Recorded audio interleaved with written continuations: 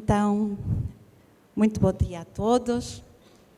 É com imensa alegria que eu estou aqui, no Brasil, junto de todos vocês, irmãos queridos do coração, e, sobretudo, neste evento, com esta dimensão, tendo a oportunidade de partilhar e rever amigos que, ao longo destes anos, fomos fazendo e que nos são tão caros aos nossos corações.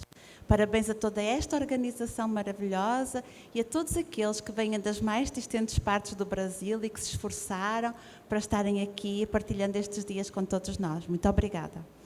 Então eu vou realmente tentar falar, eu vou falar sobre a eutanásia na visão espírita. E eu começaria por dizer, pois, vamos ter aqui este pequeno problema, não é? Eu começaria por lembrar-nos aquilo que nós às vezes esquecemos, não é? É que a morte é certa, a morte do corpo físico é certa. Agora, o que acontece é que a hora e o modo como a morte chegará, essa é incerta. Então, apesar da morte ser certa, a hora é incerta. E é essa incerteza em relação à hora em que ela há de chegar que lhe dá um caráter abstrato. É como se ela fosse ocorrer com os outros, mas que ela nunca chegasse até nós, não é? Então é quase como nós, num dia lindo de verão, que estamos a olhar o pôr do sol. Enfim, nós sabemos perfeitamente que a Terra é um planeta que gira à volta do Sol, mas se nós estivermos a olhar um pôr do Sol, nós estamos envolvidos num sentimento e não nos vamos lembrar dessa situação dos planetas e da astrologia. Então é um pouco assim que nós olhamos para a morte. É algo que, enquanto não está perto de nós, nós a sentimos distante, como se ela não fizesse parte da nossa vida. E esta natureza abstrata da morte faz com que muitas vezes nós vivamos um pouco de forma distraída, não é? Porque achamos que ela chega para os outros, mas que não vai chegar até nós. E então nós nos deixamos envolver pelas coisas, enfim, mais materiais, mais ligadas ao poder, às questões financeiras, enfim. E esquecemos-nos, distanciamos-nos da nossa essência divina que nos permitirá, que obrigatoriamente nos fará partir para o outro lado da vida. E então é assim que nós vamos vivendo o dia a dia. Mesmo com o conhecimento da doutrina, nós, se nos distrairmos um bocadinho, já estamos um pouco mais envolvidos nessa parte mais da vida material, não é? E vamos vivendo assim até que surja uma doença ou uma situação inevitável que nos faça perceber, que nos lembre a inevitabilidade e a proximidade da morte. Então, nós sabemos que podemos morrer de muitas maneiras, não é? Nós podemos morrer por um processo de envelhecimento, nós podemos morrer decorrente de uma doença ou, muitas vezes, associando uma situação de envelhecimento e de doença. E a verdade é que, muitas vezes, quando chegamos a essa parte terminal da nossa vida, sobretudo se também estamos a vivenciar uma doença, muitas vezes nós experimentamos um sofrimento. E esse sofrimento, por vezes, tem uma intensidade tão grande que nós, ou alguns de nós, pretenderiam ou pretendem antecipar a morte induzindo-a.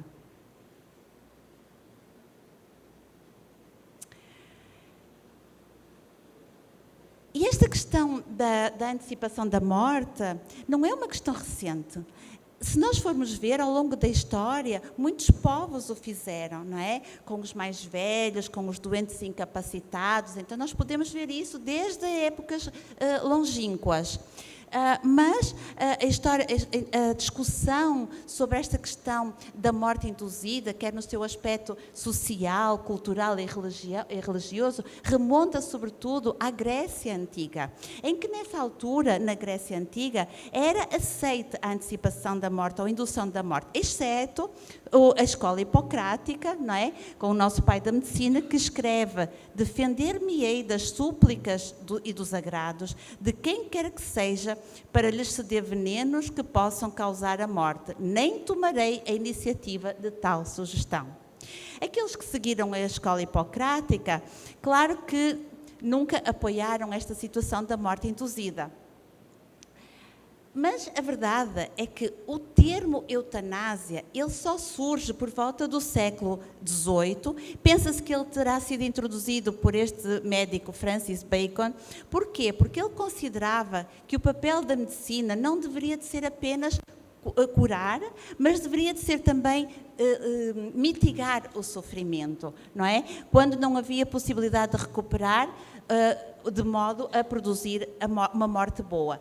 Mas, se calhar, não terá sido, quando se faz uma análise, não se sabe se foi com a intenção de eutanásia no sentido de provocar mesmo a morte, ou se foi no sentido de promover o conforto para que uma morte, digamos, suave, serena, ocorresse. Mas a verdade é que ele depois foi interpretado, este termo, eutanásia, como realmente a possibilidade de, digamos, induzir a terminalidade da pessoa que o solicita. Durante muito tempo falava sobre isto, pontualmente sempre se falou, mas desde o início do século XX e, sobretudo, adentrando o século XX até aos nossos dias, com a grande evolução tecnológica e científica que permitiu muitas vezes sustentar a vida e muitas vezes entrar por um caminho de já não estarmos a permitir que a vida continue, mas estamos simplesmente a permitir que haja uma morte, um prolongamento de um processo de morte, que é, como todos nós sabemos, a questão da distanásia.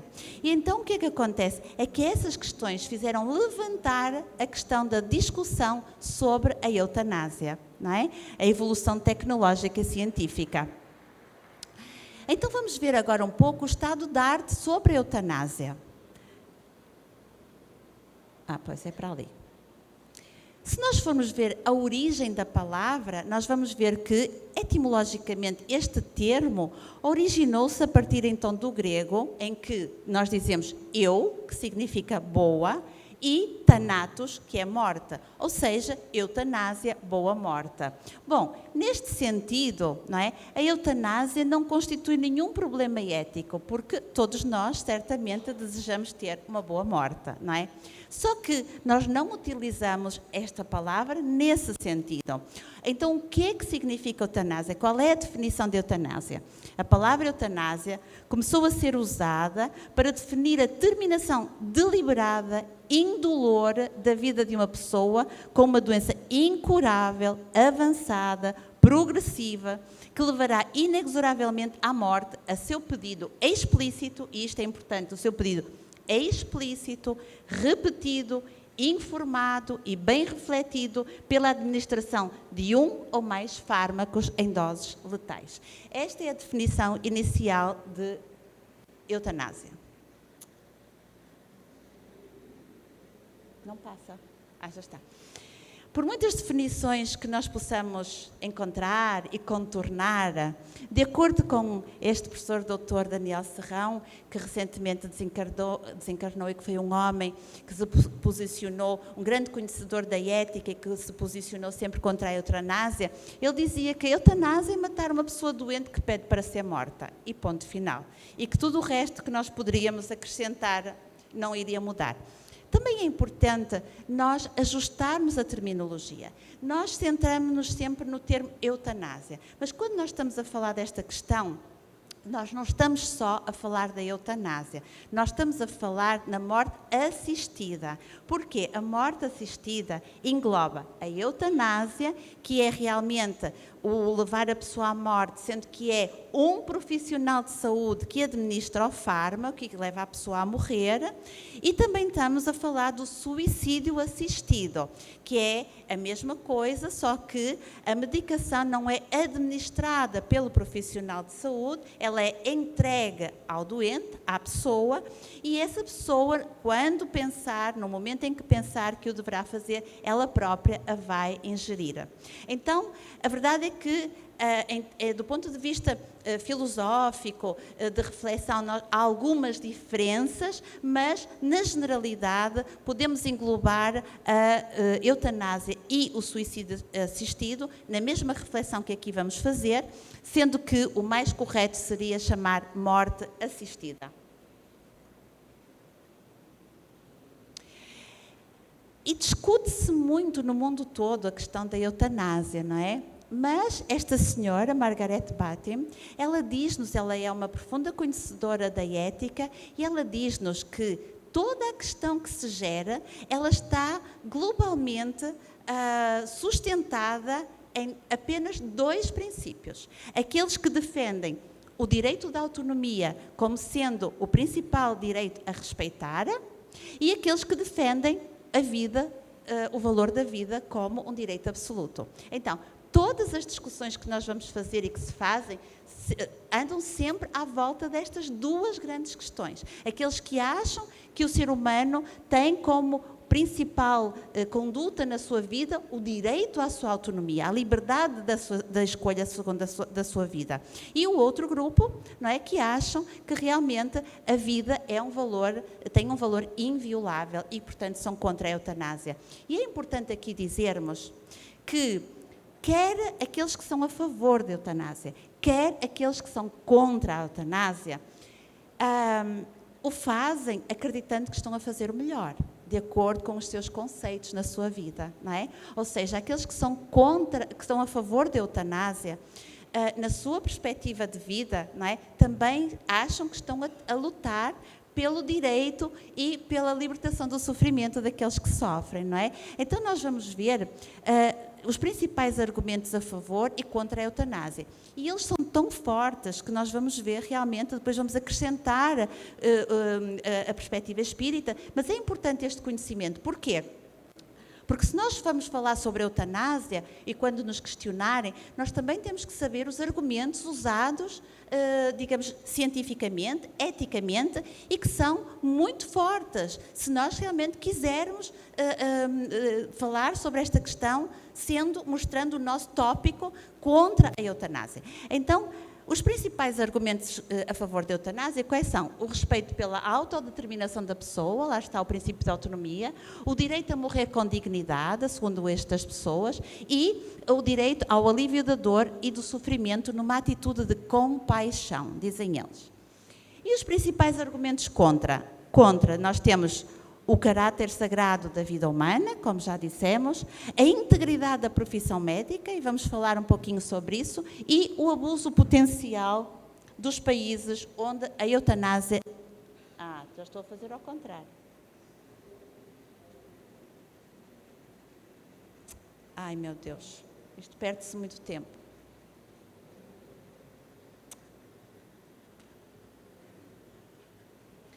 Então, respeito pela autonomia e autodeterminação, nós já vimos que, no fundo, é aquilo que nos diz que qualquer ser humano terá o direito de interromper a sua vida se esse for o seu desejo. Porquê? Porque a sua consciência enquanto ser humano, a sua capacidade de decisão estaria acima de qualquer outro valor.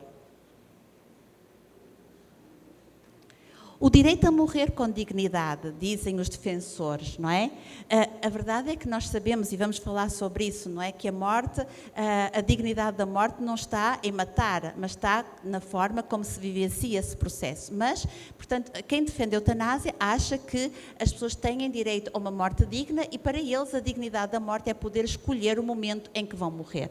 E depois o alívio da dor e do sofrimento, encarando como o princípio da beneficência, ou seja, é uma forma de tirar o doente de um sofrimento que para ele é insuportável. E, portanto, aqueles que defendem a eutanásia convocam, digamos, o princípio da beneficência para, digamos, defenderem. Ai, meu Deus. Outro.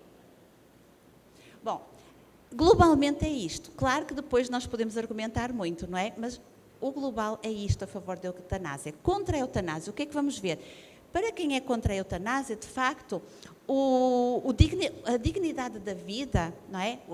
O facto da vida ser inviolável sobrepõe-se à autonomia da vida. E a verdade é que se nós formos ver bem, é muito curioso, porque este princípio da autonomia não é sempre válido. Reparem, por exemplo, a legislação tem leis que visam proteger as pessoas de si próprias, não é?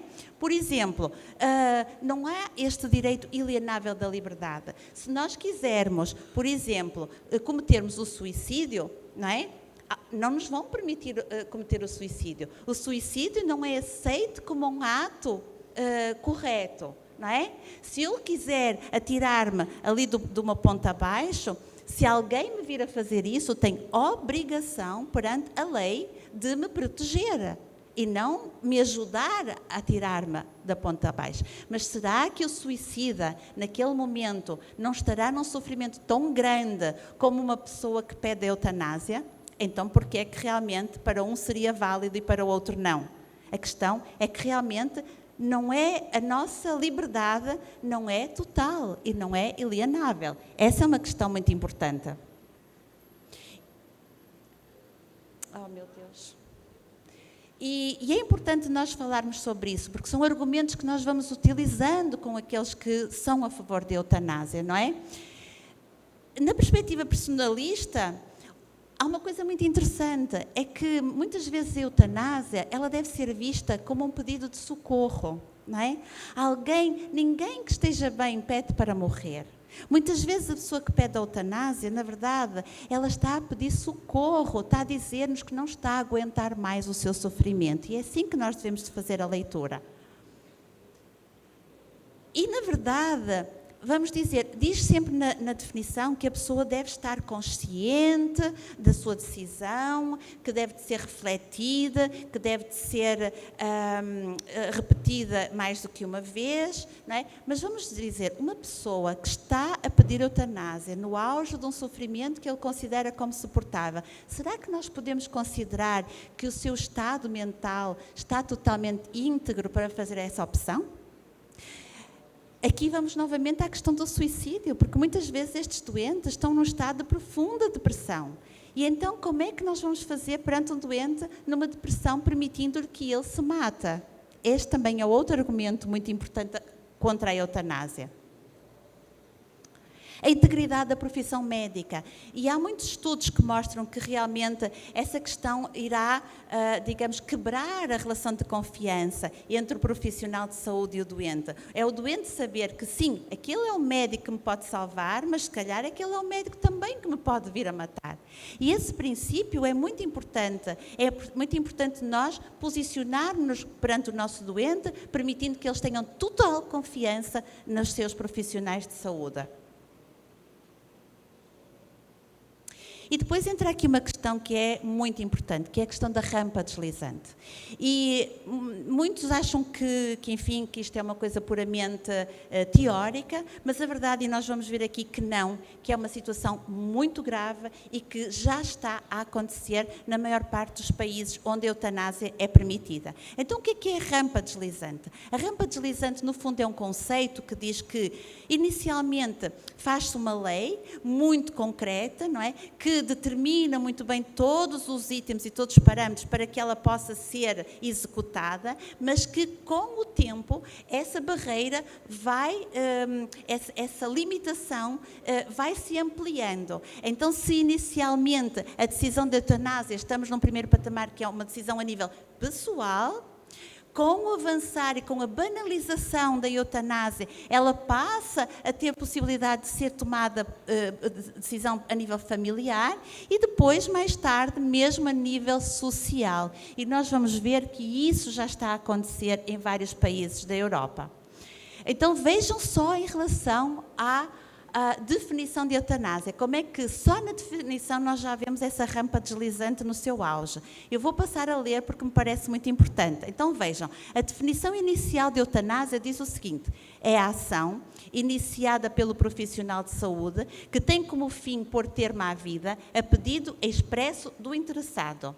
Ou seja, o processo de morte é deliberadamente provocado em virtude de um quadro patológico, incurável, e em que a pessoa solicita a morte. Ou seja, era necessário que a pessoa tivesse uma doença incurável.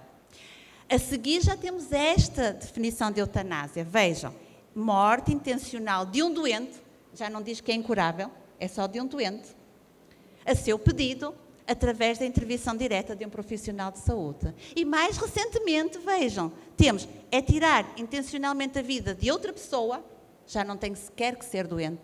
Estão a ver? a seu pedido explícito. Vejam como realmente, na própria definição de eutanásia, esta questão foi evoluindo de uma forma assustadora, não é? No fundo, chama-se eutanásia não voluntária, mas se não é voluntária, não é eutanásia, é homicídio. E temos que chamar as coisas pelo nome, não é?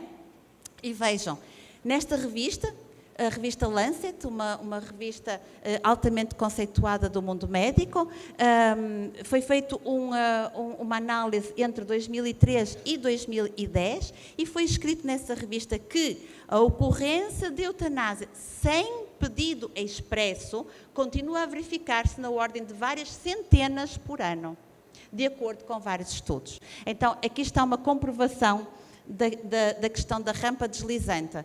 A verdade é que o que é que acontece com o tempo nos países onde a eutanásia é permitida? O seu campo de aplicação passa gradualmente da doença terminal para a doença crónica, da doença física incurável à doença psíquica dificilmente curável, da eutanásia consentida pela própria à eutanásia de recém-nascidos, crianças e adultos com deficiências, não é? Ou em estado de consciência consentidos pelos familiares. E todos nós conhecemos situações dessas que muitas vezes têm sido largamente discutidos nas televisões. Aqui há alguns exemplos. Este escritor, saudável, mas que lhe foi diagnosticado um processo inicial de demência e ele optou pela eutanásia, não tinha nenhuma doença, digamos, avançada. Esta Bélgica, que esta jovem belga foi também, pediu eutanásia, que foi executada apenas porque tinha uma depressão. Esta jovem é um caso que está agora a ser discutido, que também foi submetida à eutanásia porque tinha sido violada na infância e nunca conseguiu superar essa crise. E aqui também, médico Nobel da Medicina morreu com recurso à eutanásia só porque tinha 90 anos e já estava cansado de viver. E médicos ajudam a eutanásia transexual após mudança de sexo fracassado, também foi uma cirurgia de insucesso em que ele pediu, e também esta questão de, digamos, equipas médicas decidirem eutanásia de doentes com demência internados em instituições. Na verdade, a questão da eutanásia, que foca a libertação do sofrimento, é um equívoco, porque o sofrimento, nós temos é que encontrar formas de diminuir o sofrimento daqueles que sofrem.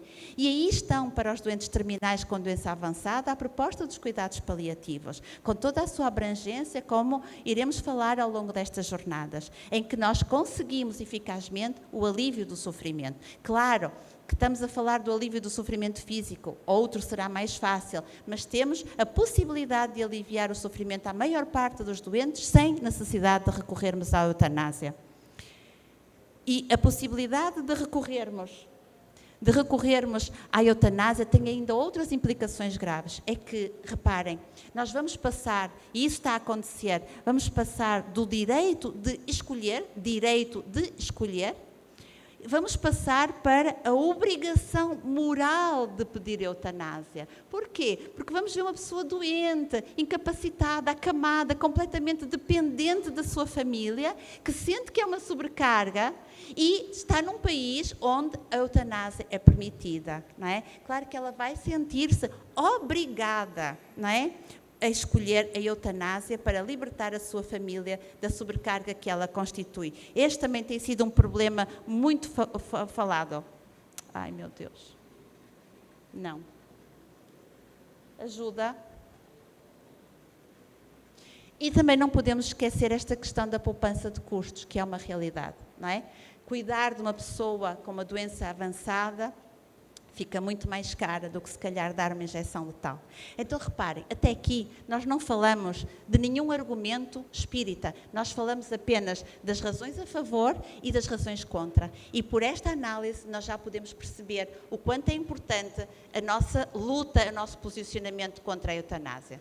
Mas então agora, e se nós tivermos estes argumentos são mais do que fortes para realmente sustentarmos o nosso ponto de vista contra a eutanásia. A maior parte dos profissionais que trabalham em cuidados paliativos são contra a eutanásia. A Associação Mundial de Cuidados Paliativos posiciona-se contra a eutanásia. E somos pessoas que lidamos com a morte todos os dias, não é? Então, Agora vamos ver o que é que nós podemos acrescentar com a doutrina espírita, não é? O que é que a doutrina espírita nos diz sobre a eutanásia? É claro que o espiritismo diz não à eutanásia. Isso já não é novidade nenhuma.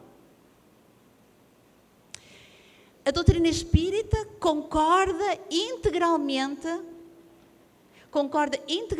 com os argumentos apresentados contra a eutanásia. Certo? E que são os argumentos utilizados pela ética, por todos, do ponto de vista filosófico, ético, deontológico. Então, considera que a vida é inviolável, a legalização... Não vou ler os princípios todos, mas foi os tópicos que nós falamos para não perder muito tempo. Ai, meu Deus. E rejeita integralmente todos os argumentos apresentados a favor da eutanásia, certo? Rejeita o princípio da autonomia como determinante para decidir sobre a sua vida.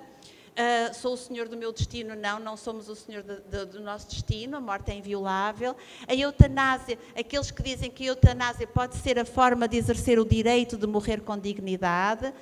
A eutanásia pode ser a única forma de não ser condenado ao sofrimento, não consideramos que isso seja correto.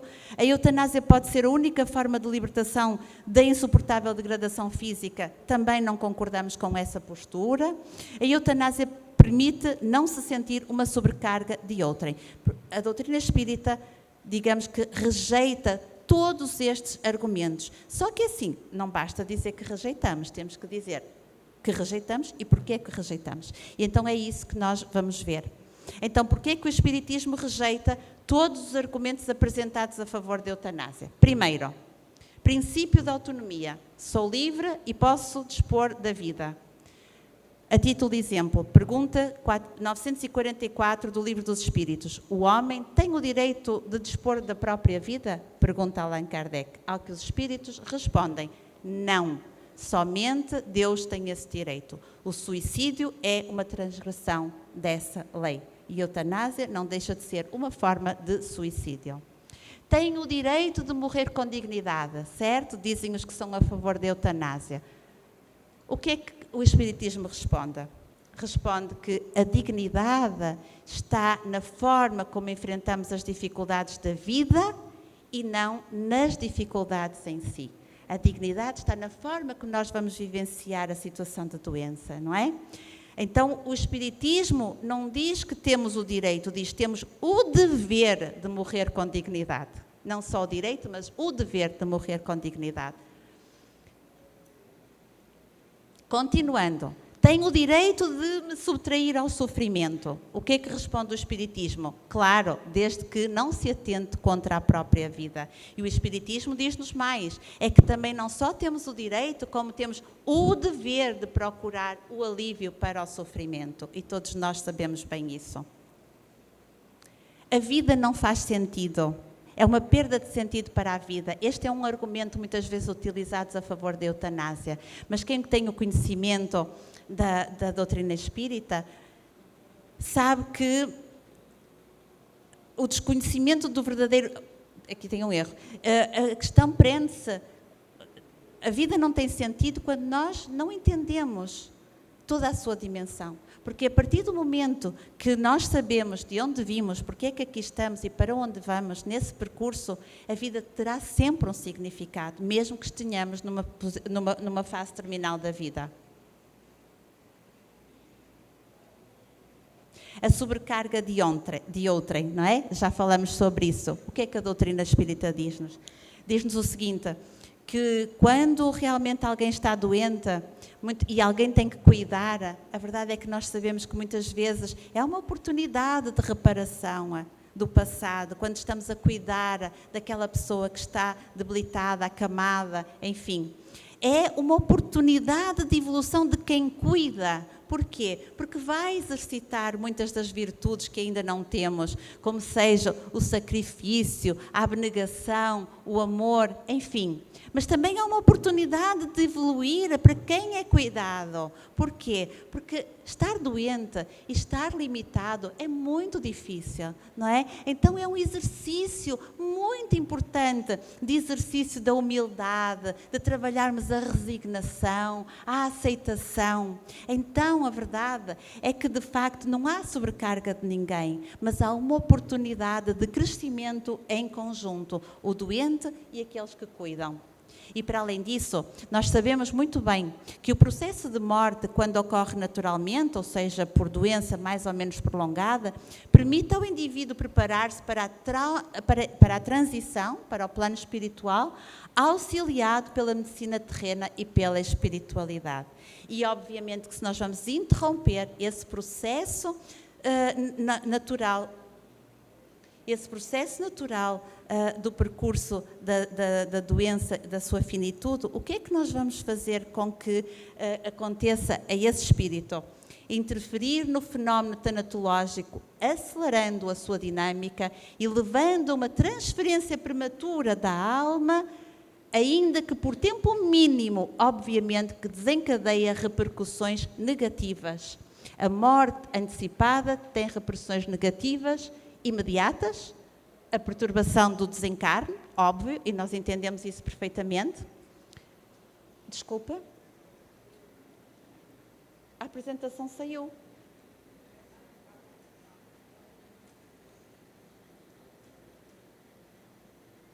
Bom. A médio prazo, tem repercussões, o sofrimento enquanto espírito desencarnado por suicídio, e todos nós sabemos o sofrimento que isso depois também representa, e a longo prazo também. Porquê?